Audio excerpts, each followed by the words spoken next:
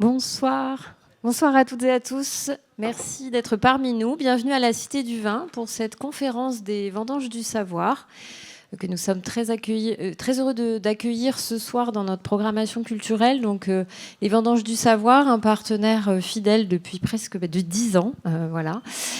Donc, un partenariat avec l'Institut des sciences de la vigne et du vin, l'Université de Bordeaux et l'Université de Bordeaux-Montaigne.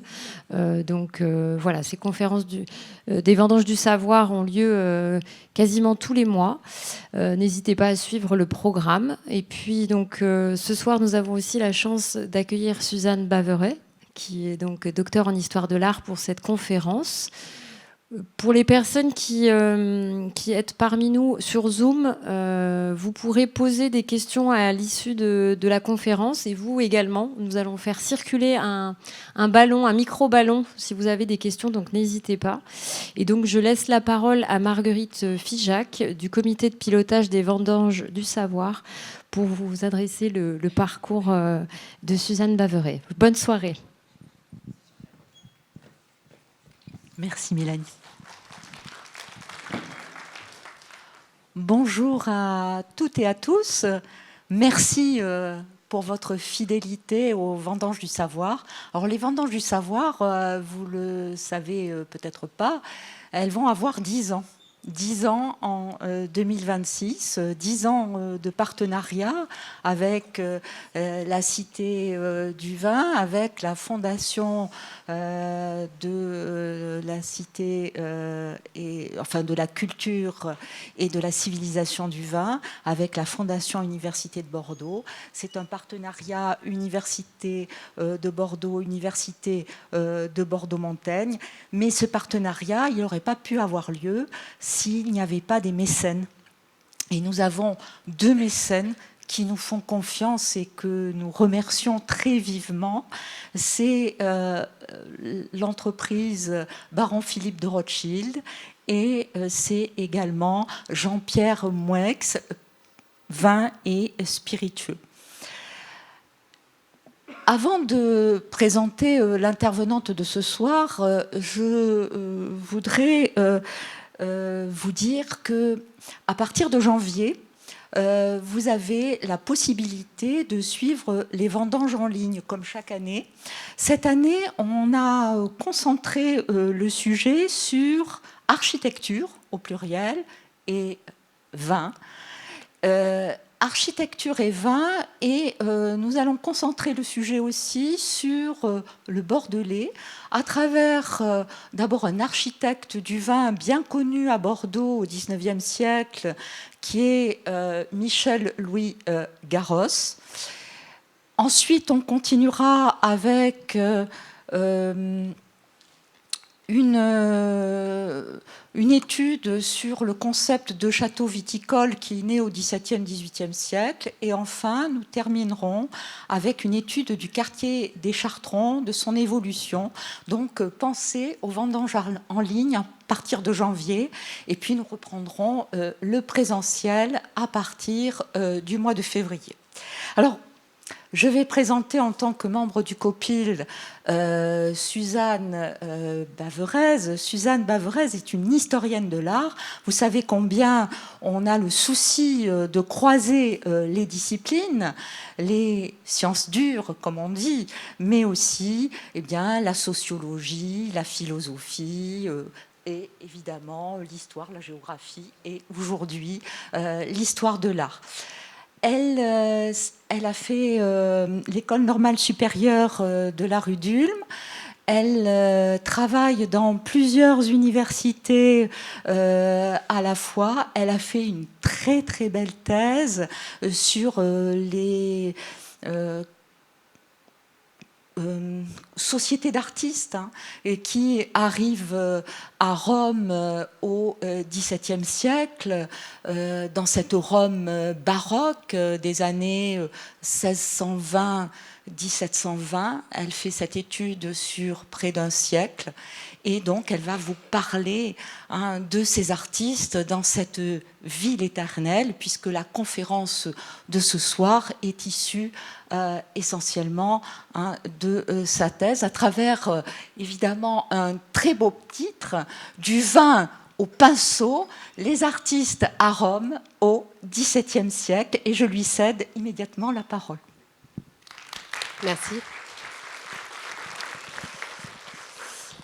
Merci pour cette présentation. Tout d'abord, je tiens à remercier très chaleureusement les Vendanges du Savoir, la Cité du Vin et plus particulièrement Marguerite Figeac pour cette invitation à vous partager ce soir mes travaux de recherche et les travaux plus particulièrement issus de ma thèse. Au cours de cette conférence intitulée « Du vin au pinceau, les artistes à Rome au XVIIe siècle », je vais évoquer tout à la fois les usages sociaux de la consommation de vin chez les artistes à cette époque, la mythologie à laquelle ils se rapportent et leurs implications artistiques à travers le cas très particulier des artistes flamands et néerlandais qui étaient très nombreux à cette époque à travailler à Rome, comme vous allez le voir. Mais tout d'abord, il faut planter le décor et évoquer Rome et ce qu'elle représente pour les artistes européens au seuil du XVIIe siècle, afin de comprendre pourquoi ils se sont rendus aussi nombreux à Rome. Au XVIe siècle, Rome, en tant que capitale de la chrétienté, avait connu de nombreux troubles politiques et religieux qui avaient culminé avec la mise à sac de la ville en 1527 par les lansquenets de Charles Quint. La contestation de l'autorité du pape avait abouti à l'organisation du Concile de Trente, qui s'est terminé en 1563 et qui réaffirmait les dogmes catholiques face au courant réformé. Ce Concile de Trente, il est très important dans le domaine de l'histoire de l'art, puisque durant ce concile est réaffirmé le culte des saints et ce qui lui est lié, la légitimité de l'usage des images au sein du culte. Donc le Concile de Trente, à la moitié du XVIe siècle, ouvre une période de réforme au sein de l'Église. Et les ordres religieux qui en sont issus, comme les ordres des jésuites, l'ordre des oratoriens aussi, font du soutien à la commande artistique le fer de lance de la reconquête des fidèles. Et donc ça va s'incarner dans le renouveau des arts à Rome par des artistes comme par exemple Carache ou le Caravage. À Rome, les papes, les cardinaux multiplient les commandes auprès des artistes et l'émulation artistique engendre l'apparition d'une nouvelle figure, qui est la figure de l'amateur et du collectionneur d'art, qui va venir dynamiser encore davantage ce marché de l'art et faire de Rome l'épicentre de la création artistique en Europe à cette époque. Dans ce contexte, on comprend pourquoi Rome est considérée alors comme la capitale des écoles de peinture. Et j'emprunte cette formule à l'artiste et théoricien néerlandais Karel van Mander, dont je reparlerai plus tard. Et on comprend aussi pourquoi les artistes européens affluent vers cette ville pour se perfectionner. Ils viennent étudier au contact des plus fameux artistes de leur temps, mais aussi ils viennent étudier des modèles, des maîtres de la Renaissance, comme Raphaël, Léonard et Michel-Ange, ou encore copier les nombreux antiques que conserve la ville, qui sont aussi bien des antiques de la statuaire, des architectures, qui sont alors érigées en modèle absolu, et sachant que les papes ont initié dès le XVIe siècle une politique de conservation des antiques de la ville complètement inédite. C'est dans les premières années du XVIIe siècle que le voyage à Rome va devenir une étape presque incontournable dans le parcours des artistes européens. Quiconque ambitionnait une carrière à Paris, à Bruxelles, à Vienne, à Amsterdam, se devait d'avoir vu l'Italie et plus particulièrement Rome. Bien entendu, le séjour à Rome des artistes était toujours motivé par des ambitions artistiques. Toutefois, il ne faut pas négliger un autre attrait que présentait Rome, celui de la vie de bohème, popularisée par Caravage et ses suiveurs dans les premières décennies du XVIIe siècle. Ces peintres avaient été les premiers à peindre les bas-fonds du baroque, ces quartiers populaires, mais aussi ces tavernes peuplées de musiciens, de joueurs, de tricheurs, de courtisanes. D'ailleurs, la littérature artistique met en garde les jeunes et les jeunes artistes contre l'attrait que représentent les plaisirs de Rome. Ces plaisirs qui sont susceptibles de les détourner de l'étude, au premier rang desquels figurent les femmes et bien sûr le vin.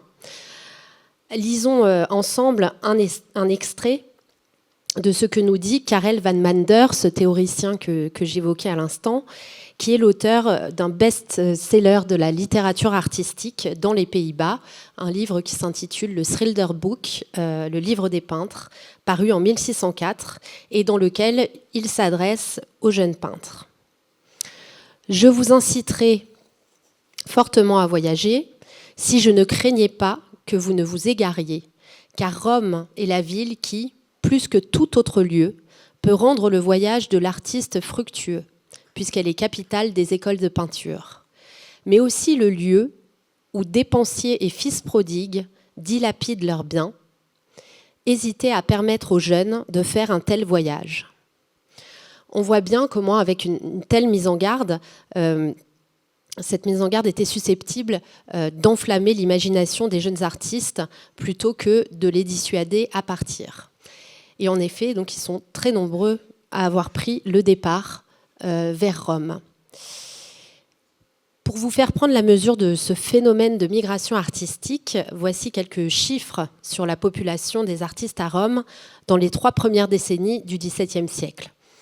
Les artistes étrangers, c'est ce tableau-ci, représentaient 30% de la population artistique romaine.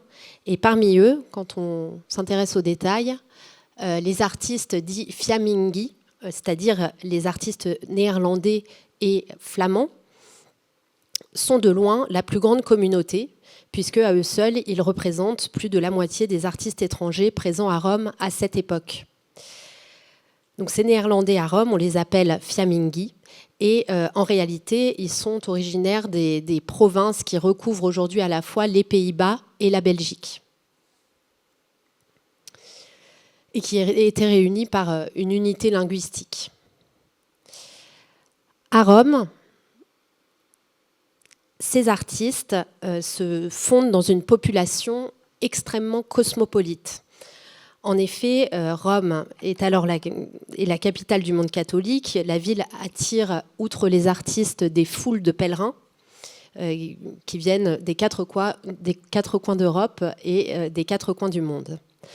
Ces populations, elles s'établissent principalement dans les quartiers du nord de la ville, dans un quartier qu'on appelle le Tridente, celui-ci, et qui a été construit au début, à la moitié, enfin, début, premier quart du XVIe siècle, autour de 3 axes qui partent de la Piazza del Popolo, qui est ici.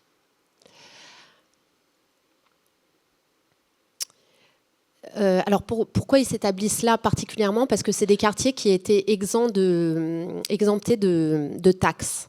Donc pour les étrangers, quand ils arrivaient, c'était vers ces quartiers qu'ils se dirigeaient prioritairement. Ce sont dans ces rues que les jeunes artistes s'établissent, parfois dans des pensions, parfois on les trouve aussi dans des logements qu'ils partagent entre co-nationaux.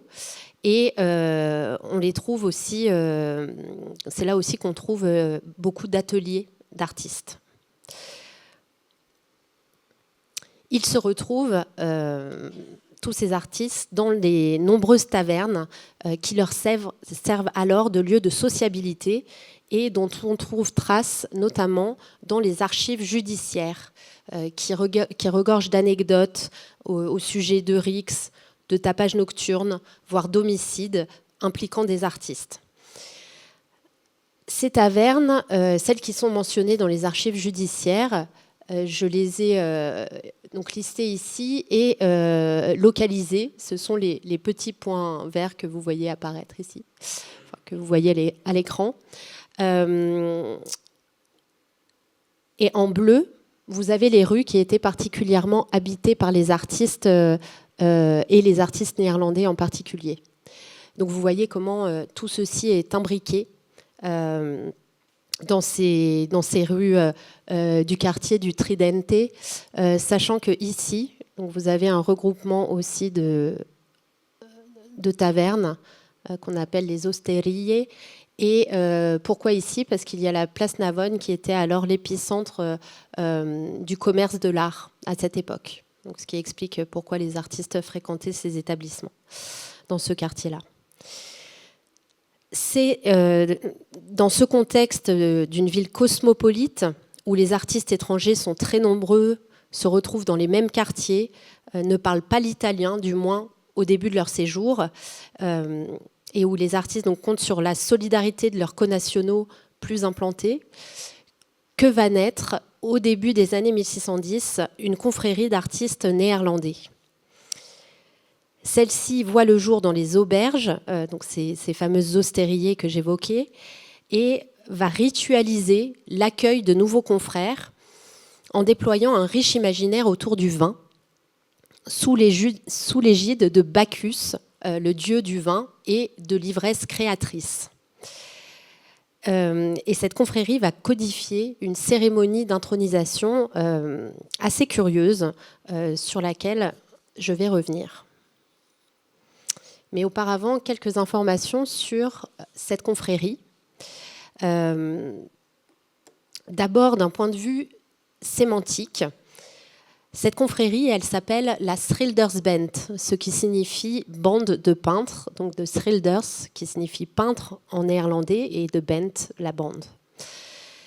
Et les membres de cette confrérie, ils s'étaient donné un nom. Entre eux, ils s'appelaient les Bent Fleurels, de Bent, donc toujours bande, et Fleurels, oiseau, ce qui signifie oiseau de bande, bande d'oiseaux, sans doute en voulant revendiquer par là leur caractère migrateur, mais également une certaine oisiveté.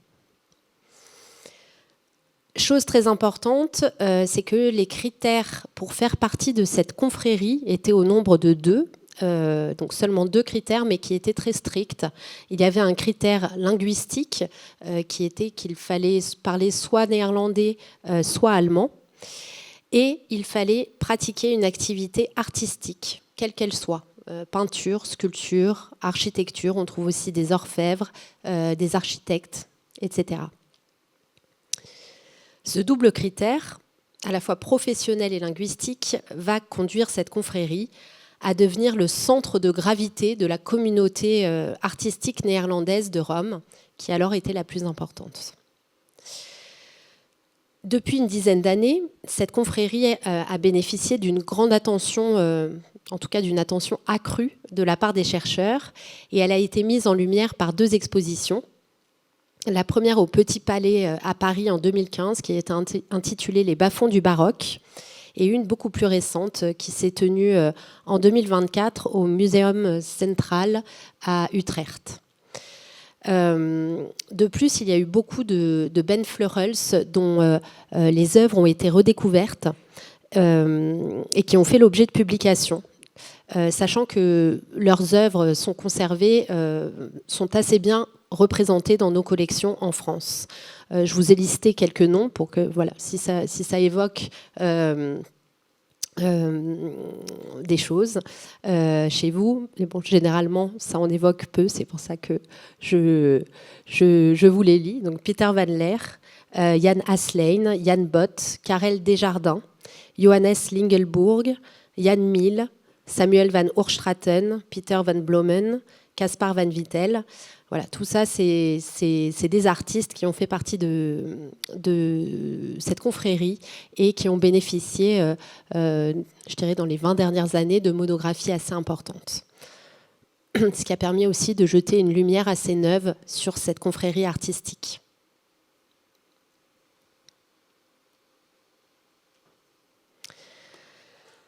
Cette confrérie, elle est toujours restée informelle.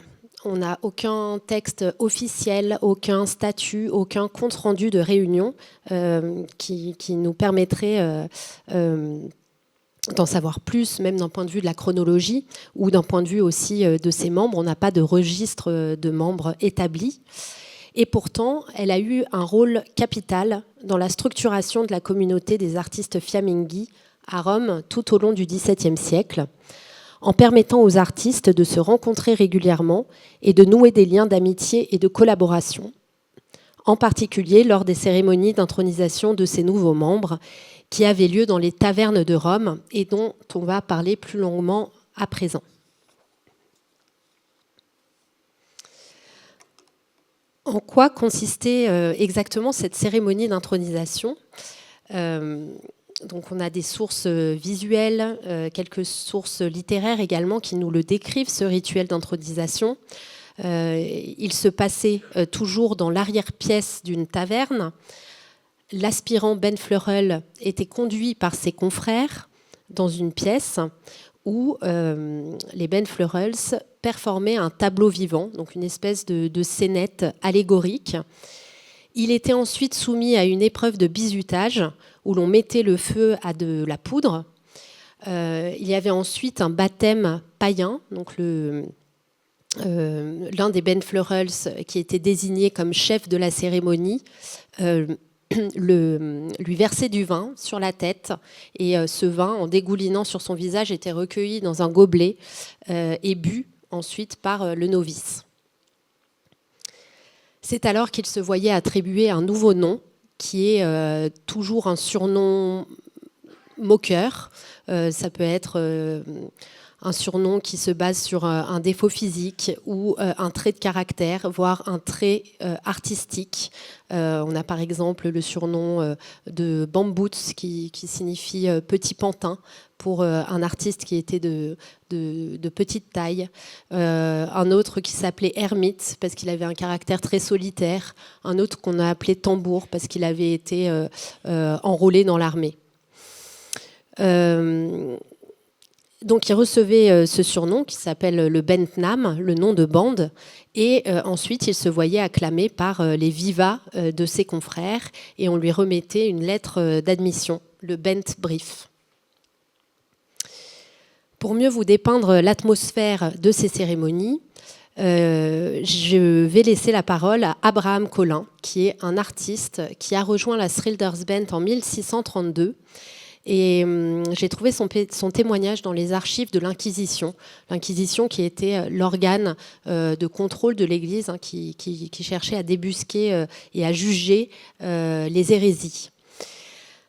Et donc dans cette pièce d'archives, l'artiste qui est devant le tribunal des inquisiteurs expose en détail le baptême païen qu'il a, dit-il, subi contre son gré au sein de la Schildersband. Donc je vous lis son témoignage. Après avoir fermé la pièce, donc ils sont dans une taverne, après avoir fermé la pièce, 8 ou 10 d'entre eux environ, avec un demi-pichet de vin qu'ils avaient apporté dans cette chambre, commencèrent par fermer les fenêtres de la pièce, allumèrent un grand nombre de bougies autour de la chambre et répandirent aussi une quantité de poudre d'arquebuse autour de cette même pièce. Alors ils prirent le vin et me le versèrent sur la tête. J'étais sans chapeau et m'arrosèrent avec ce vin. Ils tenaient une tasse sous mon menton et devant ma poitrine, où tombait le vin qui coulait de ma tête. Le vin recueilli dans la tasse, ils me le firent boire de force. Pendant qu'ils accomplissaient cette cérémonie, ils prononcèrent beaucoup de paroles que je ne comprenais pas, qu'ils criaient et invoquaient. Et une fois ces cérémonies terminées, ils mirent le feu à la poudre qui avait été répandue dans la chambre, ce qui produisit une grande flamme, et j'en restai effrayée. Car tous ceux qui m'entouraient pour accomplir ces cérémonies étaient complètement nus, sans chemise, enveloppés dans des draps, ce qui les faisait ressembler à des fantômes. Après tout cela, ils me gardèrent encore enfermée dans la chambre jusqu'à ce qu'ils baptisent un autre homme dans la même pièce. Je vis tout, bien qu'ils m'eussent placé sous un drap. Et lors de ce baptême, ils nous donnèrent un nouveau nom. Ainsi, à moi qui m'appelle Abraham, ils donnèrent le nom de Onrou, qui en langue flamande signifie sans repos ou inquiet. Quand tout fut fini, nous sortîmes de la dite chambre et retournâmes dans l'autre pièce où nous avions mangé. Là, ils se mirent devant une feuille écrite. Je ne lus pas ce qui y était écrit, mais ils me dirent de la signer de ma main, car ce papier disait que je m'engageais à payer 1 ducat d'or pour le baptême.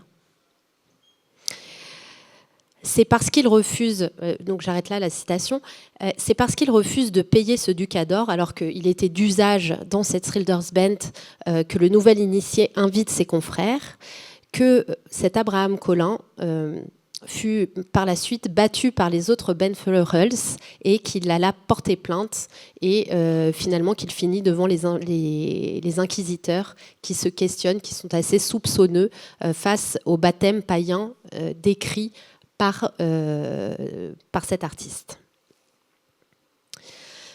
Je vous montre ici les représentations qu'a donné un autre Benfleuels, Dominicus van Wijnen, de cette cérémonie d'intronisation. On y retrouve la présentation du novice face à l'assemblée des Benfleuels qui performent une scénette allégorique où on voit d'ailleurs la figure de Bacchus. On y reviendra. Dans un deuxième temps, la remise de la lettre d'admission au nouveau Benfleurel. Et enfin, les festivités à l'issue de la cérémonie qui ont lieu dans la taverne. De nombreux détails de ces gravures donnent la tonalité ironique et emphatique de ces représentations, donc à la fois le déguisement, le désordre. On voit que certains se battent à l'arrière-plan de cette gravure. Il y a certains protagonistes qui vomissent, d'autres qui urinent sur celle-ci.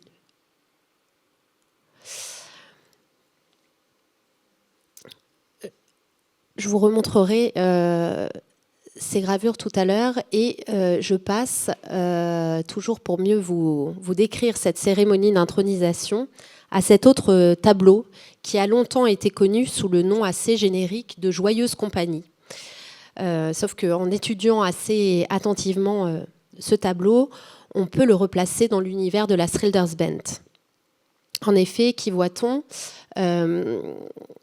On voit donc dans l'obscurité de l'arrière-salle d'une taverne 25 personnages qui s'adonnent à des activités variées. Certains fument, d'autres boivent, d'autres jouent de la musique, certains s'assoupissent sous l'effet de l'alcool. Au centre de la composition, on voit une pyramide humaine, au sommet de laquelle est juchée une femme qui tient 2 verres, un dans chaque main, et elle a 2 pichets en équilibre sur la tête. À l'arrière-plan, on voit des personnages qui inscrivent des graffitis. Je ne sais pas si vous les voyez bien, mais il y a de très nombreux graffitis inscrits sur les murs de la taverne. Un homme en haut à droite tient le compte de l'impressionnante consommation de pichets de vin. Donc on lit « Boccali di vino 30 », donc 30 pichets de vin. Sur le mur de droite, un autre homme s'emploie à écrire un éloge à Bacchus, dieu du vin, qui pourrait être le refrain d'une chanson populaire. On lit « Viva Bacco, lodia Bacco, ma beviamo, ma beviamo ». Donc « Vive Bacchus, louons Bacchus, mais buvons, mais buvons ». Sur le mur du fond, à gauche de la pyramide humaine, il y a une partition, un canon à 3 voix, sous laquelle on distingue la signature de l'artiste. Et de l'autre côté de la pyramide, on peut lire « Chi non vuol Bacco, venere non può sciogliere ». Donc une traduction approximative de vers latin du poète latin Terence, qui signifie donc que sans Cérès et sans Bacchus, Vénus ne peut se réchauffer. Donc, ce sont des vers qui sont devenus proverbiaux et qui célèbrent l'effet aphrodisiaque du vin et de la bonne chair. Ainsi, les paroles de chansons et de proverbes qui recouvrent le mur commentent l'attitude des personnages représentés ivres, assoupis ou enlacés. Or, les inscriptions visibles en haut du tableau inscrivent fermement cette toile dans l'univers de la Schildersband. En effet, on peut y lire en haut à gauche, à ce niveau-là, pardon, en haut à droite, Viva Novizio, donc vive le novice, et Viva Giulietta, Viva Perrin, Viva Merci, donc vive Juliette, vive Perrin, vive Merci, qui sont des noms, des surnoms de Ben Verhulst, nouvellement intronisés dans la Schildersband. Donc l'utilisation de ces surnoms sont bien la preuve que cette toile représente une cérémonie d'intronisation de la Schildersband et notamment que cette pyramide humaine représente la performance de ce fameux tableau vivant qui en était une étape essentielle. À la suite de cette cérémonie avait lieu un banquet qui pouvait se poursuivre jusqu'au petit matin, voire durer, selon certaines sources, 24 heures, au cours de laquelle l'alcool était consommé par tonneaux entiers. Au cours du siècle, ce cérémonial s'est enrichi par d'une autre étape.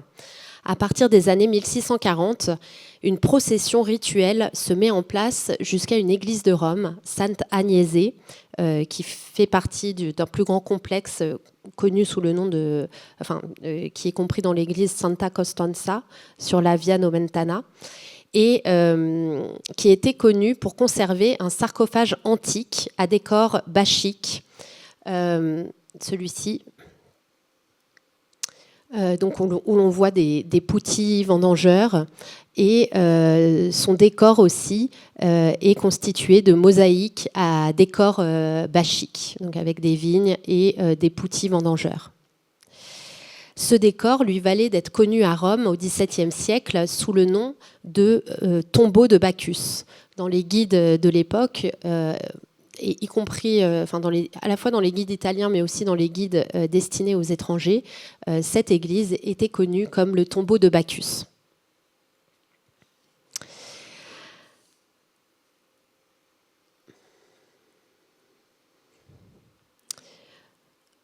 Je vous lis donc un extrait d'un texte, d'un témoignage d'un Ben Verhulst qui a vécu cette procession vers cette église et ce fameux tombeau de Bacchus. Après avoir passé la nuit dans ces réjouissances, on se rend au point du jour au tombeau de Bacchus pour l'arroser, comme on dit ordinairement. Il est à une bonne lieue de la ville, dans une petite église appelée Sainte-Agnès. Ce tombeau est d'un beau porphyre, ayant aux quatre coins une représentation du dieu du vin.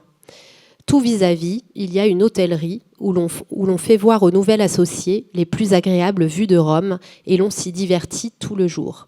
Donc, ce qui laisse penser que les festivités continuaient donc, le jour suivant l'intronisation. Dans cette église, les Ben Verhulst venaient apposer leur nom, à la fois leur vrai nom, mais aussi leur nom de Bent, leur Bentnam, dans les niches latérales autour du tombeau en porphyre. Et puis arroser, il faut comprendre arroser comme vraiment uriner sur le soi-disant tombeau de Bacchus. Les signatures de ces Ben Verhulst, elles sont toujours visibles, en tout cas partiellement, à Santa Costanza, à Rome, et constituent l'un des témoignages les plus émouvants de la vie de cette confrérie artistique au XVIIe siècle. On y lit à la fois les noms et les surnoms de ces Ben Verhulst, toujours introduits par le terme de alias. Par exemple, Reune, alias Blazoun. Donc son surnom était Blason.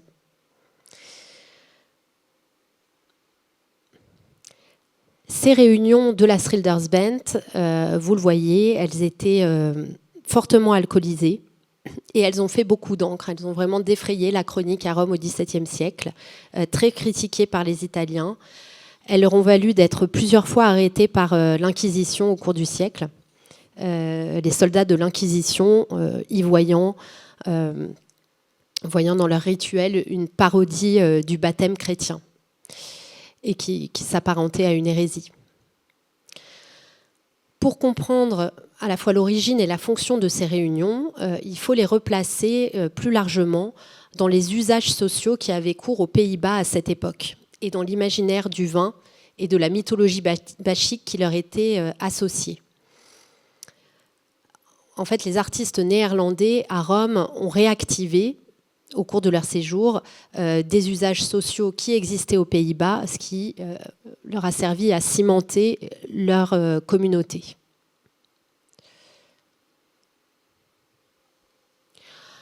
En effet, la parodie de baptême et la consommation immodérée d'alcool, elles trouvent leur source dans certaines réunions de guildes aux Pays-Bas, où on s'amusait à railler la pompe des cérémonies religieuses catholiques. Dans les provinces du nord de l'Europe, la consommation excessive d'alcool était tout particulièrement encouragée comme un moyen de sceller l'entrée d'un novice dans une compagnie. C'était par exemple l'usage dans les chambres de rhétorique. Alors, je vous ai mis le terme ici.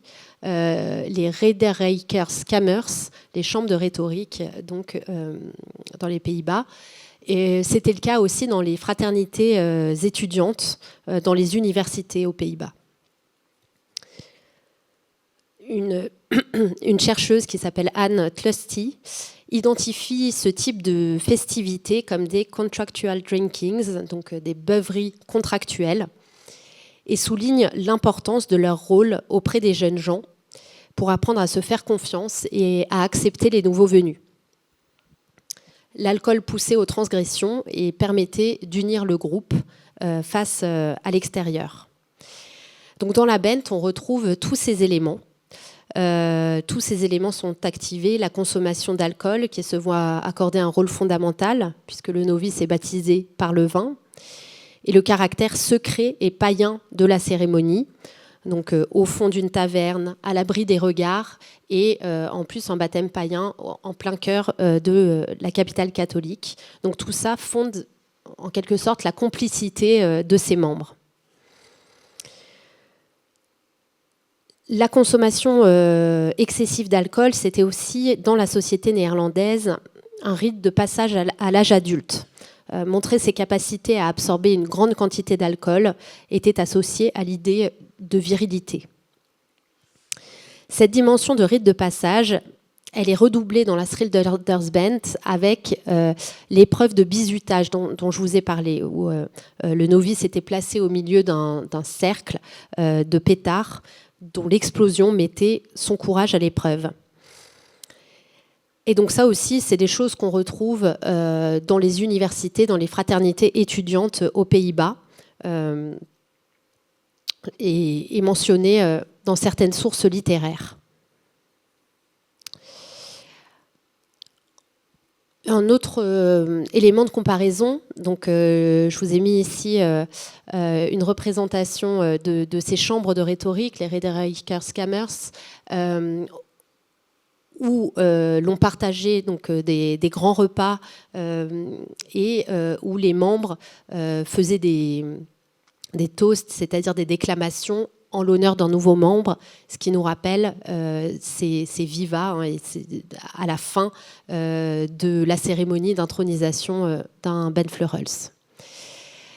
Ces Rederijkers étaient d'ailleurs placés sous la figure tutélaire de Bacchus, donc on voit ici juché sur un tonneau et qu'on retrouvera par la suite dans l'imagerie de la Schildersbent.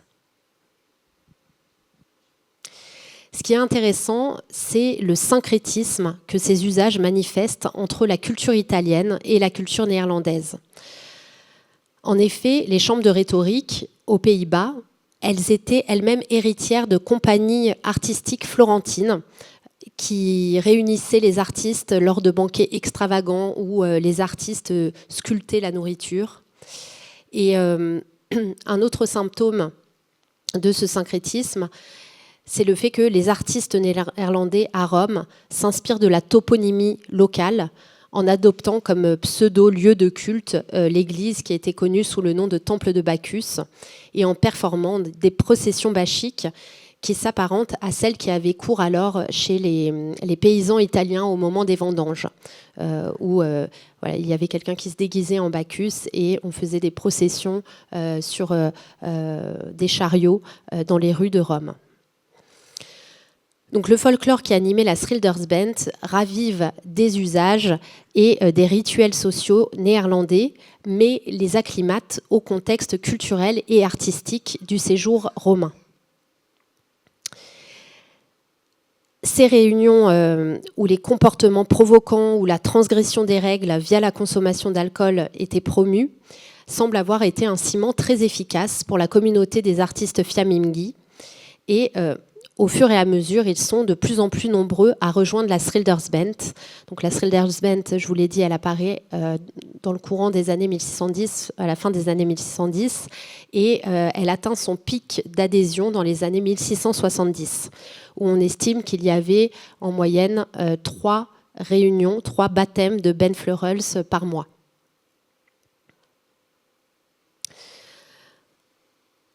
Outre passer du bon temps ensemble, ces réunions, elles ont permis à ces artistes expatriés, qui pour beaucoup ne parlaient que le néerlandais et absolument pas l'italien en arrivant, ça leur a permis de s'entraider, de s'organiser. Et généralement, c'est en tout cas ce que les archives reflètent, ils finissaient par partager des habitations à 3 ou 4 artistes, et donc à étudier, puisque ces habitations étaient aussi leur lieu de travail, ils finissaient par étudier et travailler ensemble. J'aime beaucoup ce dessin qui montre un groupe d'artistes qui dessinent ensemble en extérieur. Ils ont apporté de quoi se nourrir, de quoi boire aussi. On voit ici un pichet. Et ce groupe est explicitement désigné comme un groupe de Ben Fleurels par l'inscription en haut du dessin. Donc on voit comment les cérémonies de baptême les mettaient en contact et maintenaient leur sociabilité tout en n'épuisant pas leurs relations qui se prolongeaient dans leurs activités artistiques.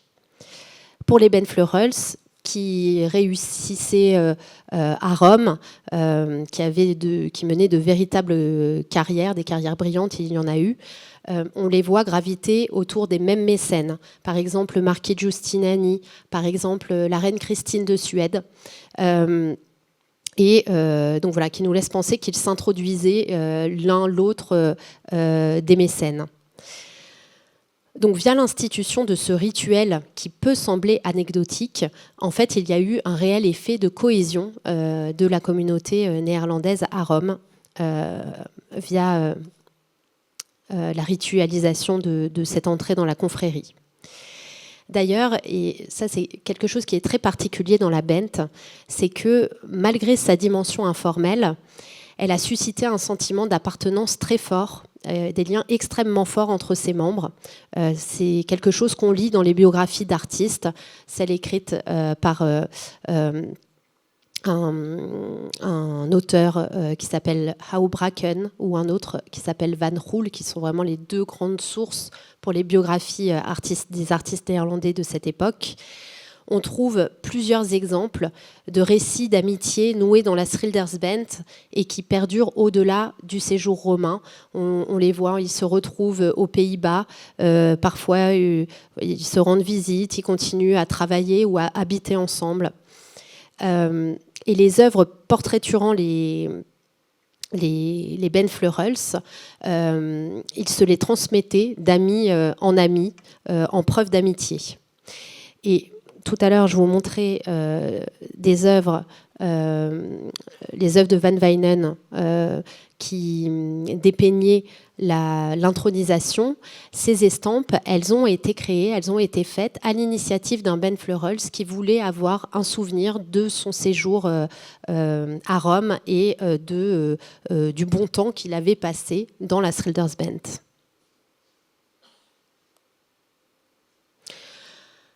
Voilà, ce sont ces estampes. Dans toutes les représentations de la confrérie que je vous ai montrées jusque-là, l'alcool et le vin en particulier est triplement présent. De façon très concrète, on le trouve sous la forme de pichets, sous la forme d'aiguillères, de verres. On a vu aussi qu'étaient représentées les conséquences de sa consommation. Donc, des hommes qui vomissent, qui urinent, qui se battent. On décèle aussi des références plus imagées, comme celle ici du moulin, le moulin à vent, qui renvoie à un jeu d'alcool qui était alors bien connu aux Pays-Bas. Mais il est aussi présent sous les traits de Bacchus, le dieu du vin. Alors comment comprendre ce phénomène ? Pourquoi représenter Bacchus au milieu des membres de cette confrérie ? En effet, on peut penser qu'ils auraient très bien pu consommer le vin, avoir un rituel sans ressentir le besoin de représenter ni de faire appel à la représentation de Bacchus, dieu du vin. Alors, un premier élément de compréhension de cette convocation de l'univers bachique se situe dans la portée allégorique incarnant l'idée de l'amitié. Alors cette iconographie, elle est intéressante parce qu'elle me paraît renvoyer vraiment au portrait d'amitié. Donc les portraits d'amitié, généralement, représentent deux amis et ce qui les lie. Donc par exemple, une ville ou des livres, si c'est une amitié intellectuelle, ou encore des instruments de musique pour exprimer l'accord des cœurs. Ici, dans ces portraits de Ben Fleurels, ce qui lie les amis, ce sont les moments de convivialité partagés autour du vin. Cette hypothèse, elle est renforcée par, quand on s'intéresse au manuel d'iconologie. Ici, les emblèmes d'Alcia ou l'iconologie de Cesare Ripa, dans lesquels l'allégorie de l'amitié est figurée sous les traits d'une jeune femme qui s'appuie et enlace un pied de vigne. Ici. La vigne ne pouvant être détachée de son tronc que par la mort, elle est la personnification de l'amitié éternelle. Dans la traduction néerlandaise, illustrée ici par Dirk Peterson, la confirmation de l'amitié est représentée par une jeune femme qui tend un verre de vin à quelqu'un d'autre, avec ce commentaire, je cite, « Et c'est par là que les cœurs et les esprits des amis sont incités à s'unir et à se confirmer dans l'amitié. » Le vin est donc l'aiguillon qui pousse à l'accord des âmes, ce que la Schildersband met en pratique. Autre trait caractéristique des sources iconographiques de la Schildersband, je le mentionnais précédemment, donc c'est la représentation parmi les confrères du dieu Bacchus. Il est représenté ici avec ses attributs traditionnels, donc sa couronne de laurier, là il est juché sur un tonneau, et donc cette représentation, elle peut surprendre au sens où on n'a aucune source littéraire qui attesterait qu'un des Ben Fleurels s'était déguisé en Bacchus au moment de chaque intronisation. Dans ces représentations, la figure mythologique, elle vient donc personnifier et comme légitimer les beuveries, les ripailles et les transgressions des Ben Fleurels. Et elle vient donc expliciter en fait la revendication d'une tutelle bachique pour le groupe.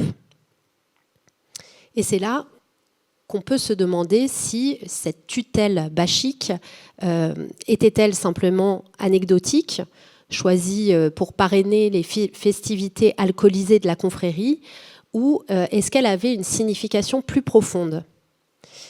En effet, ce choix de Bacchus, dieu du vin, paraît tout sauf anodin dans le contexte artistique de la Rome du XVIIe siècle, où les arts, donc à cette époque à Rome, étaient régentés par une institution qui s'appelle l'Accademia di San Luca, l'Académie des Beaux-Arts, qui avait été fondée au XVIe siècle et qui, elle, était placée sous le patronage d'Apollon, le rival de Bacchus.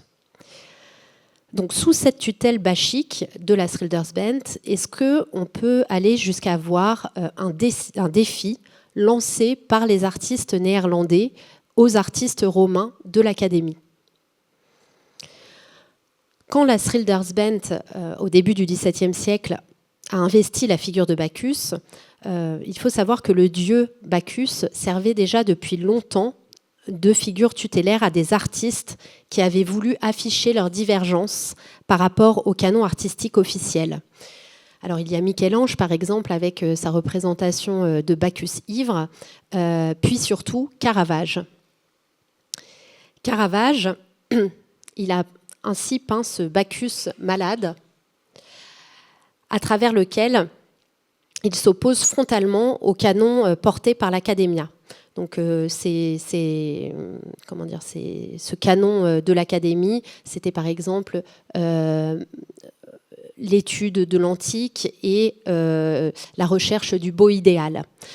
Caravage, lui, affiche avec ce Bacchus malade son esthétique de pittura al naturale, c'est-à-dire une peinture naturaliste, dans laquelle l'étude d'après le modèle vivant se conjugue à l'illustration de sujets vils et populaires. Donc c'est Caravage qui a fait entrer dans la peinture des sujets. Donc ici c'est une toile d'un de ses suiveurs, mais voilà, des sujets comme les tavernes, des thèmes triviaux comme les scènes de bonne aventure ou de tricherie. Il fait entrer aussi des personnages populaires. Avec Bacchus, qu'on désigne en latin sous le nom de Liber Pater, le père libérateur, Caravage revendique une émancipation des règles, mais aussi la spontanéité de la création libérée de l'état, par l'état d'ivresse. Avec Caravage et ses suiveurs, Bacchus devenait le meneur revendiqué d'une fronde contre les canons artistiques établis. Le choix de Bacchus comme figure tutélaire de la Schildersband semble alors tout sauf décorrélé des enjeux artistiques. Et en effet, la confrérie semble bien avoir proposé un modèle concurrent de celui de l'Académie, qui transparaît clairement dans les représentations qu'elle donne d'elle-même.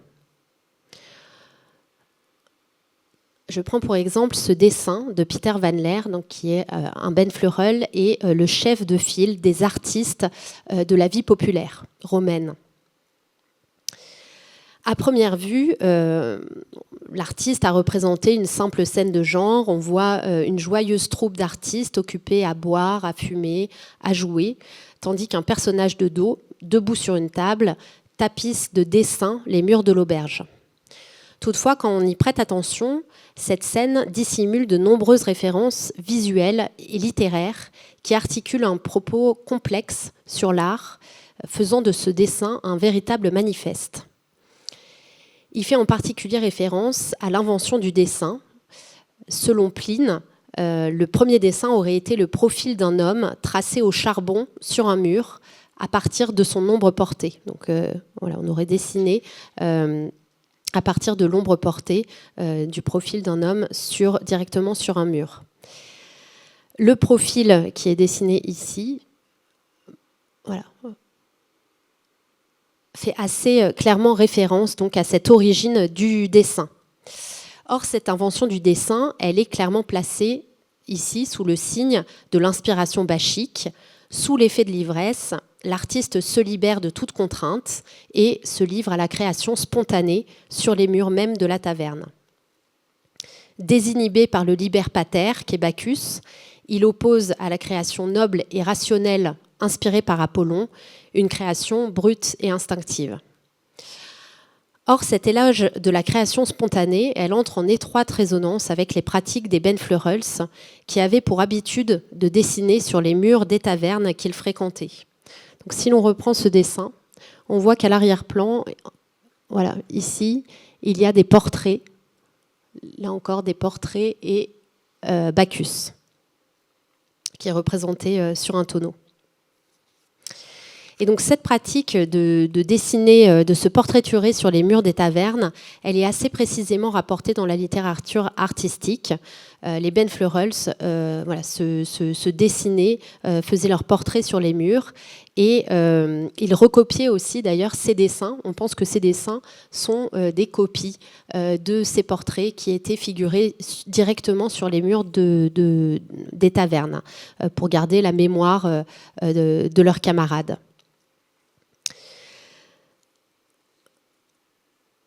D'ailleurs, cette façon de se représenter collégialement dans les tavernes, elle tourne en dérision l'usage qui avait cours chez les académiciens italiens, qui consistait à donner un portrait. Quand on entrait à l'académie, quand on était élu à l'académie, on donnait un portrait pour être exposé en fait, au milieu de ses pairs. On retrouve aussi cette dimension parodique de l'académie dans le dessin de Van Laer, puisqu'il fait directement allusion à des représentations d'académies artistiques romaines bien connues et précurseuses de l'académie officielle. Je vous en montre deux. On va se concentrer sur celle-ci. Donc ces estampes ont été faites d'après des dessins de Baccio Bandinelli qui montrent son académie à Rome en 1531 et qui semble avoir servi de modèle à la composition de Van Laer. Des artistes y sont dépeints, absorbés par l'étude du dessin, par l'étude du modèle antique en cire ou en argile. Ils étudient à la lumière de la bougie et les objets d'étude sont disposés sur les étagères et jonchent le sol. Il s'agit de fragments anatomiques, de statuettes et de vases antiques. La composition, elle est intitulée « Académie de Baccio Bandinelli à Rome, dans le lieu dit du Belvédère » et elle constitue la première mention du terme « académie » associé à une pratique artistique. Auparavant, ce terme d'académie était réservé à des cercles littéraires et philosophiques et ça montre bien la volonté de l'artiste de hisser les arts parmi les disciplines de l'esprit. Chez Van Laer, la taverne a remplacé l'atelier.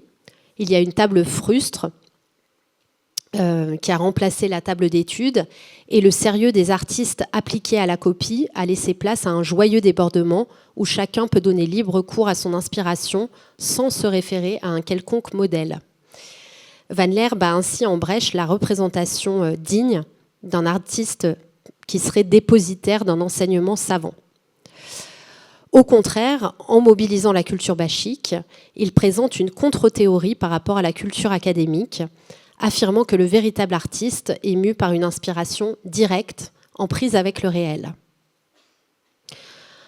En s'appropriant la taverne, non seulement comme un lieu de réunion, mais également comme un lieu de création, sous la tutelle artistique de Bacchus, les Benfleurels ont proposé un modèle alternatif à l'académie, qui se traduit dans les courants picturaux dans lesquels les artistes néerlandais ont rencontré un immense succès sur le marché romain au XVIIe siècle. Alors que l'Académie prônait la grande peinture d'histoire qui s'attachait à représenter l'histoire sainte, la mythologie, généralement dans des peintures de très grand format ou dans des grands décors à fresques, les artistes fiamminghi à Rome, ils ont surtout peint des œuvres de petit format en se spécialisant dans ce que les Italiens appelaient les petits genres, comme le paysage, les scènes de genre qui représentent la vie populaire à Rome, ou encore les portraits et les natures mortes. Certains artistes ont connu des carrières brillantes, ont bénéficié de l'appui de mécènes prestigieux, comme Van Leer pour ses scènes de genre, ou comme Caspar Van Vittel, qui est le précurseur du genre de la veduta, donc la fameuse vue topographique italienne. Pour terminer, je voulais évoquer avec vous cette œuvre qui est très révélatrice de la façon dont la Schildersband est entrée dans le roman artistique national dans les Flandres et aux Pays-Bas dès le XVIIe siècle. Car c'est une toile qui a été peinte à Anvers par un peintre qui avait fréquenté la Schildersband, Anton Goubot, qui l'a peinte pour décorer les locaux de la Guilde des peintres à Anvers. Elle est intitulée « L'étude des arts à Rome » et elle révèle comment la Schildersband était bien connue dans les provinces du Nord et que sa fréquentation était considérée comme une étape normale de la formation des artistes à Rome. Alors qu'est-ce qu'on y voit ? On y voit des gens, des artistes studieux, occupés au premier plan à copier assez servilement des antiques et leur attitude confine presque au ridicule. Avec cette expression d'admiration un peu béate. Alors qu'à l'arrière-plan, on voit une bande de joyeux lurons qui s'emploient à célébrer Bacchus à la table d'une auberge. Il s'agit évidemment de peintres de la Schildersband. Donc cette œuvre, elle déploie l'opposition entre l'imitation servile et l'inspiration directe en prise avec le réel, qui est avec cette métaphore de l'ivresse bachique. Cette toile destinée à la Guilde d'Anvers montre bien une dimension programmatique. Elle met en avant la sociabilité amicale que la Band a favorisée entre artistes fiamminghi, les encourageant à travailler ensemble. Ce mode d'apprentissage collégial, entre pairs, s'opposait à la hiérarchie très rigide de l'académie. Et ainsi, sans s'opposer jamais frontalement à l'académie, la Schildersband a bien formulé un contre-modèle plus horizontal et affranchi des carcans du canon des tenants de l'école italienne, affirmant ainsi l'émancipation des artistes nordiques. La Schildersband, elle s'éteint au tournant du XVIIIe siècle, à un moment où le voyage italien était moins en vogue chez les artistes néerlandais. Pour autant, sa légende est longtemps restée vivace et sur les murs de l'église Santa Costanza, on déchiffre des noms de visiteurs allemands, français, anglais qui sont venus visiter les lieux et qui ont apposé leur signature longtemps après l'extinction de la Schildersband. Les Anglais, qui étaient très nombreux à Rome au XVIIIe siècle avec le développement du Grand Tour, ont particulièrement cultivé l'héritage de la Schildersband à travers la Société des Dilettanti, qui est une société fondée à Londres en 1734 et qui réunissait des érudits qui avaient fait le Grand Tour autour du thème de l'étude de l'antique. Alors ces dilettanti, ils se réunissaient autour de grands dîners où les divertissements spirituels se mêlaient aux excès de boissons et qui nous rappellent c'est les banquets de la Schildersband. Je voulais terminer avec ce portrait. Donc, il y a eu des portraits parodiques des dilettanti réalisés par George Knapton, l'un des fondateurs de la société, et qui montrent chaque membre affublé d'un déguisement grotesque et qui contiennent souvent une allusion à la boisson, ce qui rappelle là encore singulièrement les portraits des Ben Fleurels. Ainsi, Sir Bourchier Ray est-il portraituré dans une cabine de bateau agitée par une forte houle. Il retient de sa main gauche un récipient rempli de punch, tandis que de l'autre, il porte à ses lèvres un plein gobelet. Sur le récipient, on lit une citation latine du poète Horace, célébrant le dérèglement des sens sous l'effet de l'alcool. Donc on lit « Dulce est, desipere in loco ». Il est doux en son temps d'oublier la sagesse. C'est un hommage que n'auraient pas renié les Ben Fleurels. Et donc j'en termine là avec l'évocation de cette société des dilettanti qui pourrait faire l'objet d'une autre conférence. Et vous remercie pour votre écoute.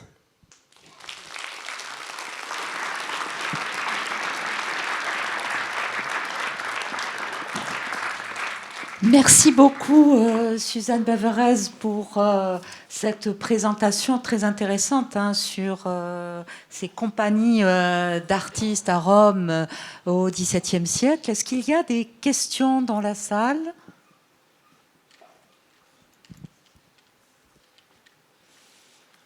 Alors, je vais peut-être commencer par poser une question. On a vu les dessins qu'il faisait, et comment en recherche on peut faire ce lien entre les textes, trouver ces renseignements sur leur manière de vivre dans la Rome du XVIIe siècle. Vous avez parlé tout à l'heure de l'Inquisition, des sources judiciaires. Alors, qu'est-ce qu'elles apportent, ces sources judiciaires, sur la vie de ces artistes et de ces compagnies d'artistes ? Alors merci pour cette question qui va me donner l'occasion d'entrer un peu dans le sujet de comment on fait de la recherche à Rome et sur comment vivent les artistes à cette époque. En fait, la Schildersband, on la connaît essentiellement, enfin en tout cas on la connaissait jusqu'au XXe siècle essentiellement à travers des récits, donc des livres publiés de littérature artistique, des biographies d'artistes où il est fait mention que les artistes sont allés à Rome, et souvent dans les biographies d'artistes on trouve simplement la mention de leur nom de bent, le fameux bentnam, donc on leur donnait au cours de la cérémonie d'intronisation. Et le travail de recherche a constitué justement à croiser des noms qu'on trouve dans ces biographies d'artistes avec les sources, les archives à Rome. Donc ces archives, il y en a de plusieurs sortes, à partir de recueils de procès qui avaient été publiés, et notamment de procès d'artistes néerlandais. On retrouve la trace de ces Benferels dans beaucoup d'affaires judiciaires, donc je vous disais des rixes, de tapage nocturne, etc. Et donc déjà, en croisant simplement les noms trouvés dans les biographies d'artistes avec ces recueils d'archives, ça permet déjà d'entrer un peu plus dans leur univers. Et ces archives de l'Inquisition, elles sont, enfin en tout cas, moi j'y ai été très attentive, puisque dans ces biographies d'artistes, il était fait mention au moins d'un épisode d'arrestation de la Schildersband par des soldats de l'Inquisition. C'est comme ça que j'ai eu l'idée d'aller voir les archives de l'Inquisition, et que j'ai trouvé une pièce d'archives inédite qui fait état donc du témoignage de l'artiste que je vous ai lu plus tôt, et qui est très intéressant de ce point de vue-là, parce que c'est le seul témoignage. Alors, on a des témoignages de Ben Fleurels, mais qui ont écrit pour être publiés. Donc, c'est un contexte très différent quand on témoigne devant des juges et devant les juges de l'Inquisition. Les détails qui sont donnés ne sont pas les mêmes que ceux que l'on trouve. On va dire que les versions qu'on trouve dans la littérature artistique sont un peu expurgées par rapport au caractère assez cru de ce qui est décrit dans une pièce d'archives. Je dirais qu'une dernière chose qui m'a été très utile, c'est la consultation d'archives paroissiales. À Rome, on a la chance d'avoir conservé presque l'intégralité des archives paroissiales de l'époque moderne et donc du XVIIe siècle. Les habitants de Rome, il y avait un recensement des habitants de Rome chaque année, et donc en cherchant dans les archives, on peut retrouver les habitations, les lieux d'habitation des artistes. C'est ça qui m'a permis de faire ce travail assez précis, de retrouver les rues où habitaient les artistes néerlandais, et voilà cette carte. qui m'a demandé en fait, qui est le fruit de pas mal de recherches finalement, pour identifier ces rues où habitaient les artistes néerlandais, et en croisant le nom avec le nom des ostériers, des auberges qui sont mentionnées dans les archives, alors plutôt les archives judiciaires justement. Je vous remercie. Alors, j'ai une autre question là à l'écran que j'avais bien aussi envie de poser sur comment s'articule finalement cette relation entre les artistes étrangers. Donc on sait qu'il y a aussi cette représentation de l'étranger, qui a des comportements qui ne sont pas toujours conformes dans cette Rome extrêmement catholique, alors que ces Hollandais sont plutôt protestants, ils parlent l'allemand, ils parlent le néerlandais. Donc comment s'articule cette relation, hein, c'est la question que j'ai en zoom là, entre ces artistes et les populations locales?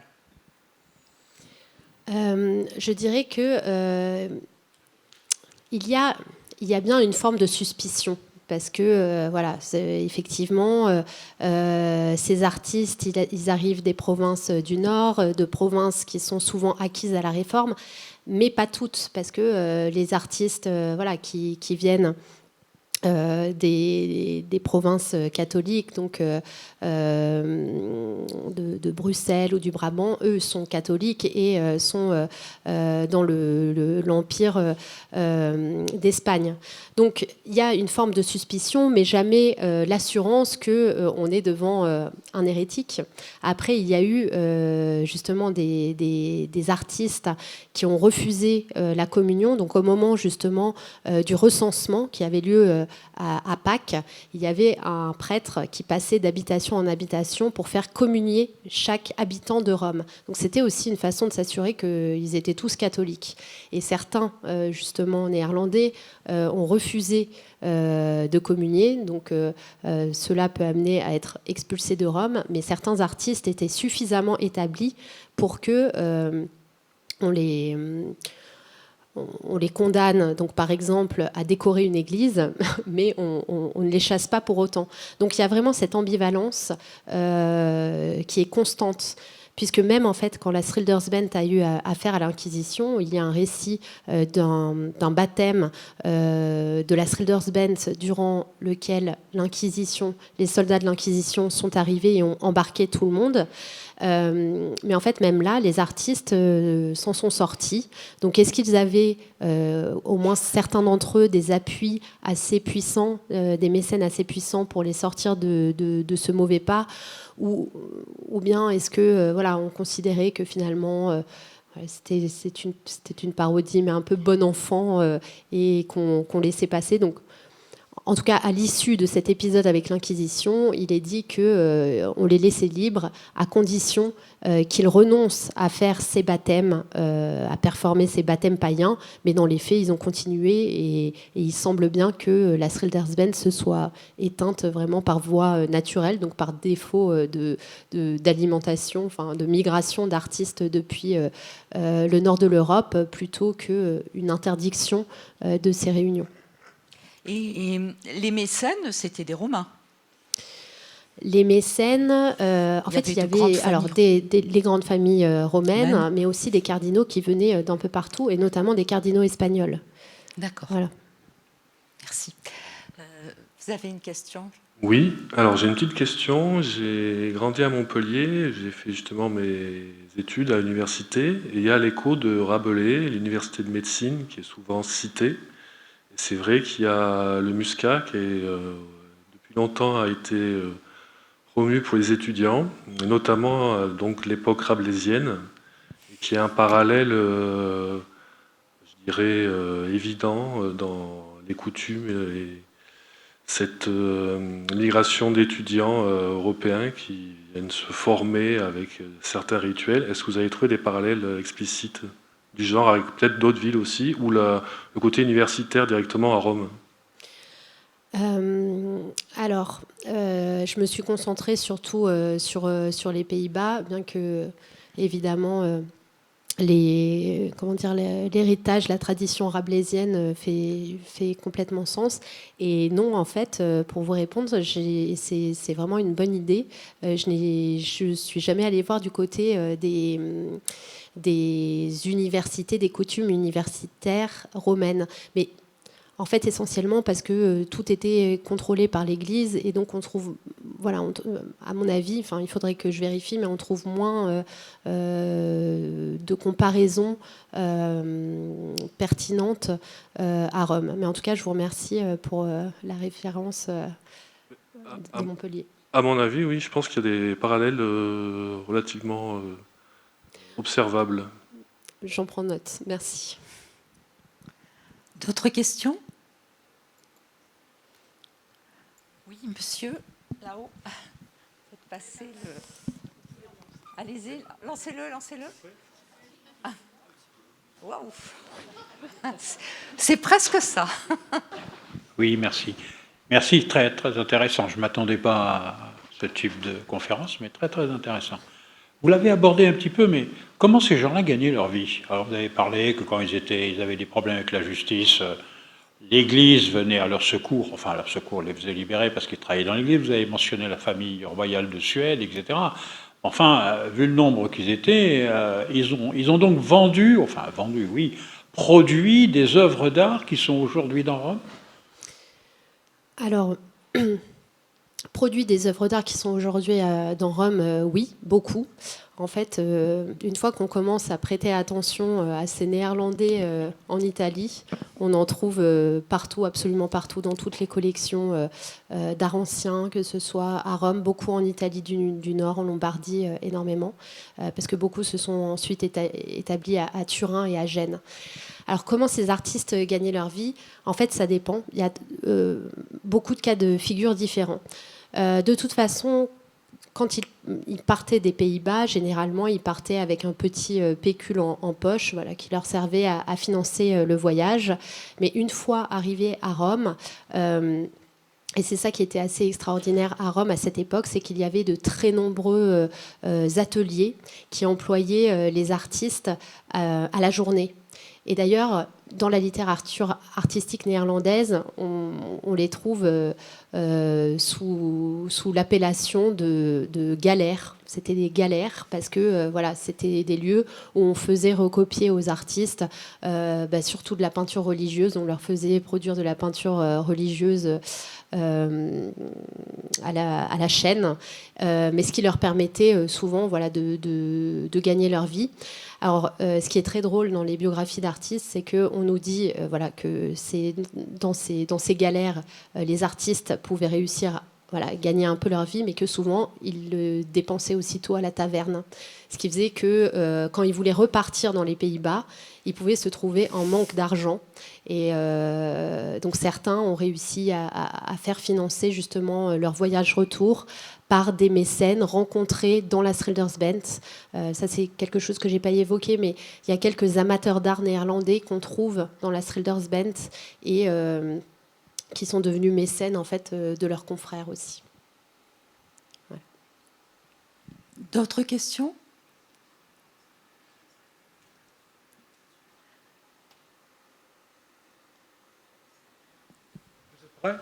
Oui, allez-y.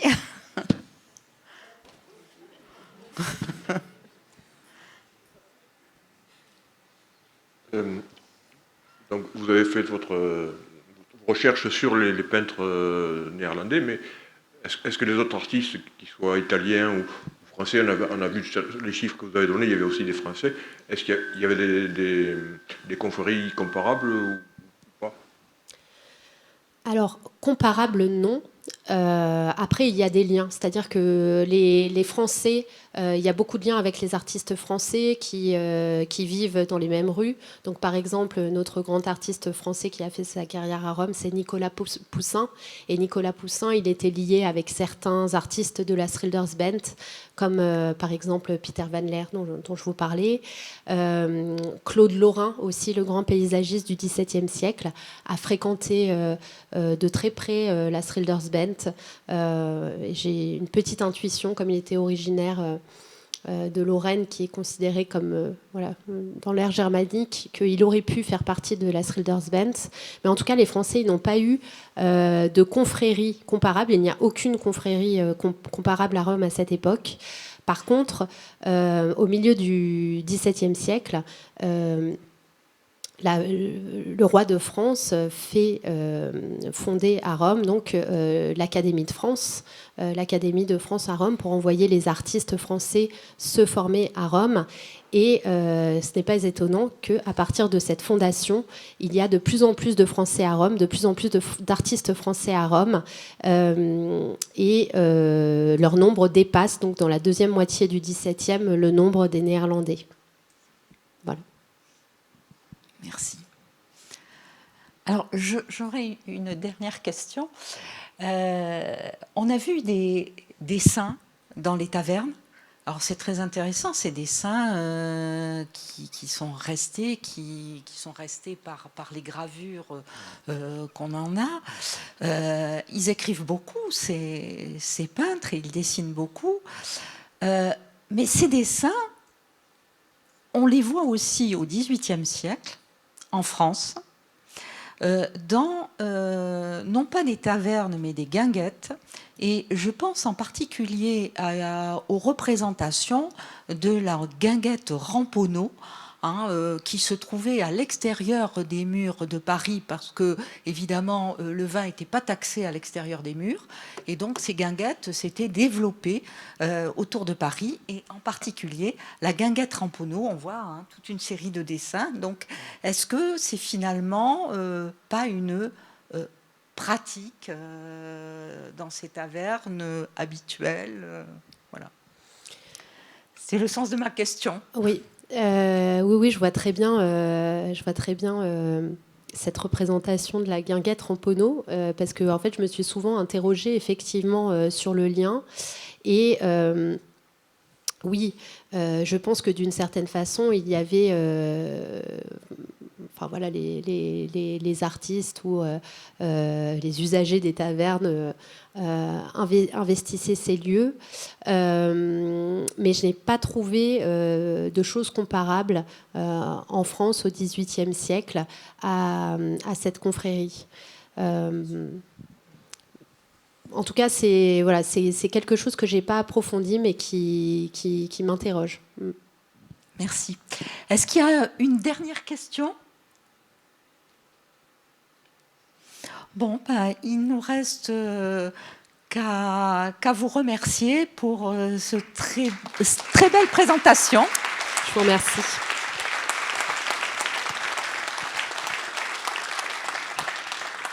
Et je tiens à dire au public, n'oubliez pas, le mois de janvier, vous avez les vendanges du savoir en ligne, 3 conférences pendant tout le mois de janvier, et la thématique architecture et vin. Donc, ne l'oubliez pas. Et la prochaine conférence en présentiel aura lieu le 2 février. Ça sera sur cep en péril, maladie du bois. Et évidemment, c'est une thématique très intéressante aujourd'hui, puisque on se rend compte que ces maladies, peut-être liées au réchauffement climatique, se développent. Merci. Au revoir et merci beaucoup pour votre fidélité.